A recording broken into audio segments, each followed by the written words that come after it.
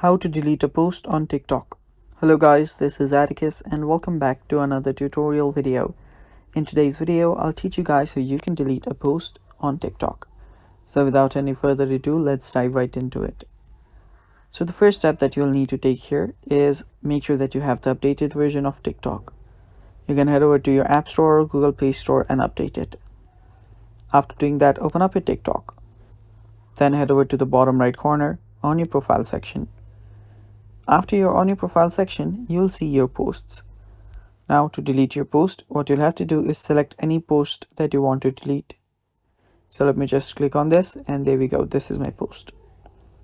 Now if I want to delete this post, what I'll do is I'll simply tap on the three dots that's right besides on the right hand side, right above the audio section.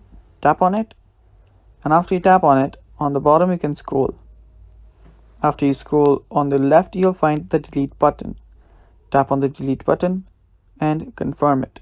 Here you can restore the post within 30 days from Activity Center in settings.